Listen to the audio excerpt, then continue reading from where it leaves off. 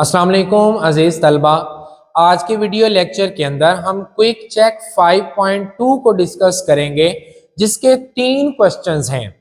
अजीजान मन, जो पहला क्वेश्चन है वो कहता है कि why straight chain hydrocarbon are converted into branched chain, यानी कि एक हाइड्रोकार्बन है, उसके अंदर चेन के अंदर जो है कार्बन एटम लगे हुए हैं, उसी का आइसोमर है, उसके अंदर ब्रांच्ड के अंदर जो है कार्बन एटम लगे हुए हैं।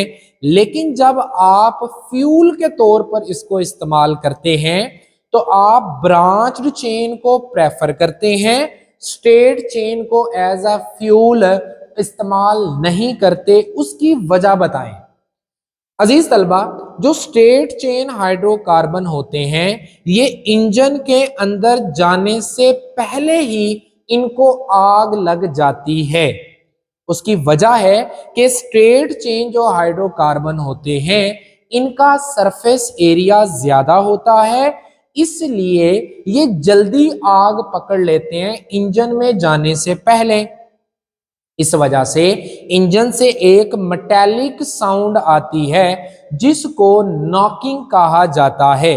लेकिन जो ब्रांच्ड चेन हाइड्रोकार्बन होते हैं उनके स्ट्रक्चर की वजह से उनका सरफेस एरिया कम होता है, इस वजह से वो इंजन के अंदर जाने के बाद ही उनको प्रॉपर इग्निशन यानी कि आग लगती है। इस वजह से जब ब्रांच्ड चेन अल्केन इंजन में जलते हैं तो नॉकिंग की आवाज नहीं आती, लेकिन स्ट्रेट चेन में आती है। तो अच्छा फ्यूल कौन सा हुआ? ब्रांच्ड चेन, यानी कि जिसकी ब्रांचिंग है वो अच्छा फ्यूल है। तो हम इसलिए कहते हैं कि जो ब्रांच्ड चेन होते हैं उनका ऑक्टेन नंबर ज्यादा होता है, लेकिन जो स्ट्रेट चेन होते हैं इनका ऑक्टेन नंबर कम होता है। ये मैं पेट्रोल की टर्म में बात कर रहा हूं। इसी तरह से अगर डीजल वगैरह हो तो उसका ऑक्टेन की जगह सीटेन नंबर होता है। क्लियर? अजीज तलबा, मैंने लिखा straight chain hydrocarbon have low octane number और and easily burn in engine because straight chain have large surface area than branched chain. अमूमन हम जो पेट्रोल इस्तेमाल करते हैं इसका ऑक्टेन नंबर 80 होता है। 80 का मतलब क्या है कि इसमें आइसो ऑक्टेन यानी कि जो ब्रांच्ड ऑक्टेन है वो 80% है, और 20% जो है वो स्ट्रेट यानी कि एन हेप्टेन को भी ऐड किया गया है। यहां तक बातें क्लियर? तो मैंने वो भी example the, petrol have 80 octane number which mean the 80% iso octane यानी कि ब्रांच्ड अल्केन है एंड 20% एन हेप्टेन यानी कि स्ट्रेट चेन अल्केन है। यहां तक बातें क्लियर? नाउ अब उसने ना कुछ आपको एग्जाम्पल दिए हैं। एक दिया है CCl4 और SiF4। कहता है इसमें कौन सी इंटरमालिक्यूलर फोर्सेस पाई जाएंगी? तो अजीजान मन, इंस्टेंटेनियस डाइपोल जो है वो इन मालिक्यूल के अंदर पाया जाएगा। इंस्टेंटेनियस डाइपोल उसकी वजह से वो इंड्यूस करेगा, यानी कि instantaneous dipole, induce dipole. ID जो हमने इंटरमालिक्यूलर फोर्सेस पढ़ी थी वो इन मालिक्यूल में पाई जाएंगी। अब देखें कैसे होता है ये फिनोमिनन। क्लोरीन है, इलेक्ट्रोनेगेटिविटी ज्यादा है, क्लोरीन है, कार्बन है, इलेक्ट्रोनेगेटिविटी कम है। तो इस वजह से क्लोरीन इलेक्ट्रॉन को अपनी तरफ खींचेगा और यहां पर ये भी तो क्लोरीन पाया जाता है। तो जितना डायपोल मोमेंट इसका होगा क्लोरीन और कार्बन का, उतना ही डायपोल मोमेंट इस क्लोरीन और कार्बन का होगा, जिसकी वजह से ये डायपोल मोमेंट इस डायपोल मोमेंट को कैंसिल कर देगा। इसी तरह से ये वाला डायपोल मोमेंट इस क्लोरीन वाले डायपोल मोमेंट को कैंसिल कर देगा। ओवरऑल मॉलिक्यूल तो नॉन पोलर हुआ, लेकिन जो एक बॉन्ड है वो तो पोलर है। जब ये वाला बॉन्ड किसी और बॉन्ड के नजदीक जाएगा तो उसके अंदर इंड्यूस करेगा पोलैरिटी। तो इसलिए मैंने यहां पर लिखा इंस्टेंटेनियस डाइपोल, इंड्यूस्ड डाइपोल की फोर्स ऑफ अट्रैक्शन इसमें भी है, इसमें भी है। तो आप लिखेंगे SiF SiF4 and CCl4 are tetrahedral, यानी कि इनकी जो ज्योमेट्री है वो क्या है, टेट्राहेड्रल है, जिसकी वजह से ये एक दूसरे के इफेक्ट को कैंसिल कर देंगे।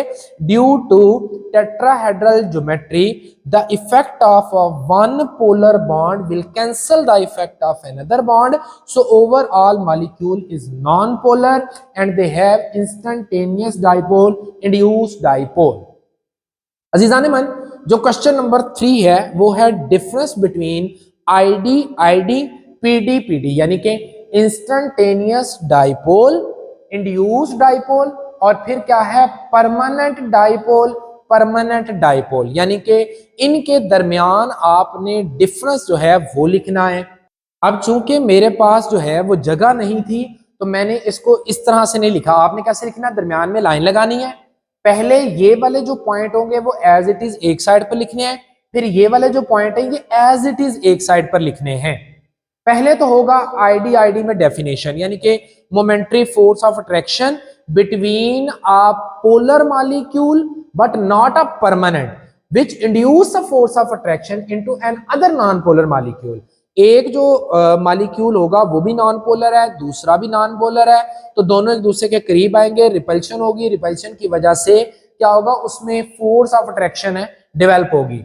Momentary force of attraction between instantaneous dipole of one molecule, यानी कि वन मॉलिक्यूल इंस्टेंटेनियस डाइपोल है, वो इंड्यूस करेगा दूसरे मॉलिक्यूल के अंदर।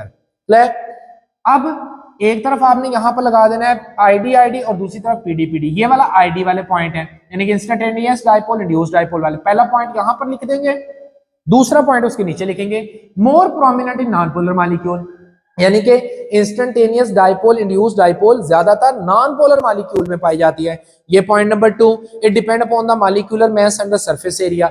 ये सरफेस एरिया और मॉलिक्यूलर मास पे डिपेंड करती है, जितना सरफेस एरिया ज्यादा होगा उतनी ये फोर्स ऑफ अट्रैक्शन ज्यादा होगी। तो ये पॉइंट नंबर आपका इस साइड पे तीसरा आ गया। पॉइंट नंबर 4 एग्जांपल है Cl2, Br2, SiF4 और CCl4। ये तीन हो गए पॉइंट, 4 पॉइंट हो गए आपके।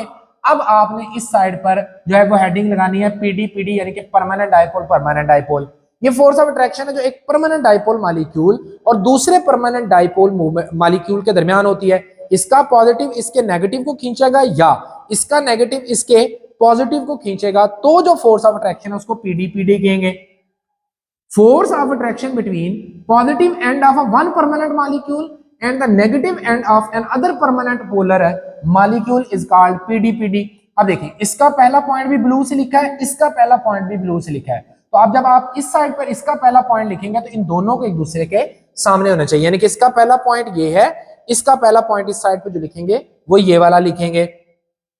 तो ये जो पीडी है, चूंकि मैंने परमानेंट पोलर मॉलिक्यूल की बात की है, तो ये फोर्स ऑफ अट्रैक्शन सिर्फ परमानेंट पोलर मॉलिक्यूल के दरमियान होंगी या पोलर मॉलिक्यूल के दरमियान एटलीस्ट ये फोर्स ऑफ अट्रैक्शन पाई जाएंगी। और ये फोर्स ऑफ अट्रैक्शन डिपेंड करता है इलेक्ट्रोनेगेटिविटी के डिफरेंस में। मिसाल के तौर पर कार्बन का बॉन्ड है क्लोरीन के साथ, तो इसकी जो है वो परमानेंट जो डाइपोल फोर्स है वो और होगी। अगर यहाँ पे फ्लोरीन आ जाएगा, उसकी इलेक्ट्रोनेगेटिविटी ज्यादा है, तो उसके लिए ये फोर्स ऑफ अट्रैक्शन और होगी।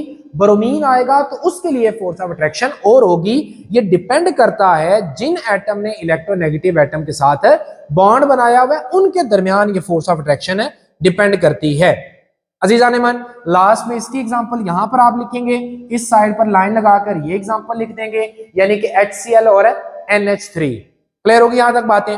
मैं साइड पर हूं, आप इसका स्क्रीनशॉट ले लें। आज का जो हमारा लेक्चर है वो अपने इख्तिताम को पहुंचता है। उम्मीद करूंगा कि लेक्चर की आपको समझ आई होगी। नेक्स्ट वीडियो में नेक्स्ट लेक्चर के साथ इंशाल्लाह आपसे मुलाकात होगी। अपना बहुत ख्याल रखिएगा। इसका जो PDF लिंक है वो इंशाल्लाह मैं डिस्क्रिप्शन में दे दूंगा। फी अमानिल्लाह।